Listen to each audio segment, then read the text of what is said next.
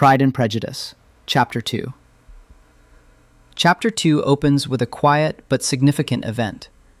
Mr. Bennet, after repeatedly claiming he would not visit Mr. Bingley, has actually done so, secretly and without informing his family. This single action becomes the spark for a wave of excitement, confusion, irritation, and humor inside the Bennet household. The household remains unaware until evening. Elizabeth is trimming a hat when Mr. Bennet delivers one of his perfectly timed remarks. "I hope Mr. Bingley will like it, Lizzie." The room freezes. Mrs. Bennet, already anxious about social opportunities, responds sharply. She complains that they cannot possibly know Mr. Bingley's preferences because they are not allowed to visit him, a complaint aimed at her husband, who had refused to go. But Mr. Bennet simply watches the reactions unfold. Elizabeth gently points out that they will meet Mr. Bingley at the next assembly. Mrs. Long, their neighbor, has promised to introduce him. But Mrs. Bennet dismisses this at once. She accuses Mrs. Long of selfishness, insisting the woman only cares about finding husbands for her own nieces. The tension rises, and Mr. Bennet sees his moment again. He remarks that he is glad his wife is not relying on such a woman. Mrs. Bennet, irritated, turns her frustration toward Kitty, whose only crime is coughing. What follows is classic Bennet family humor.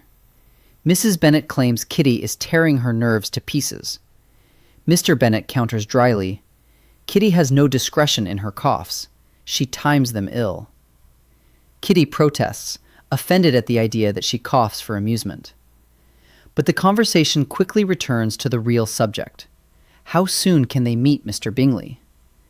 The next ball is 2 weeks away. Mrs. Bennet panics. Mrs. Long will return only 1 day before, leaving no time for introductions. Mr. Bennet, enjoying every moment, proposes another solution. He suggests that his wife might introduce Mr. Bingley herself. Mrs. Bennet is horrified. How could she introduce a man she has never met? Mr. Bennet responds with sarcastic admiration. "I honor your circumspection. 2 weeks' acquaintance is certainly very little." He warns her that if she does not seize the opportunity, someone else surely will. The daughters stare. Mrs. Bennet declares all of it nonsense, but Mr. Bennet continues the performance. And then the truth arrives. Mr. Bennet reveals, as casually as if it were nothing, "If I had known you disliked him, I would not have called on him this morning." The entire room is stunned. Mrs. Bennet moves from disbelief to pure delight in seconds. She praises her husband as though he had performed an act of heroic sacrifice. For Mrs. Bennet, this is the best possible news. She is convinced this acquaintance will lead to marriage for one of her daughters, or perhaps several. She declares she knew all along that she would persuade her husband to go. Her excitement becomes overwhelming, and Mr. Bennet quietly leaves the room, exhausted by the emotional storm he himself created. Once he departs, Mrs. Bennet turns to her daughters with renewed hope. She reminds them how tirelessly she and their father work for their future. Then she confidently assures Lydia, the youngest, that Mr. Bingley is sure to dance with her at the next ball. Lydia responds in pure Lydia fashion. "I'm not afraid. I may be the youngest, but I'm the tallest."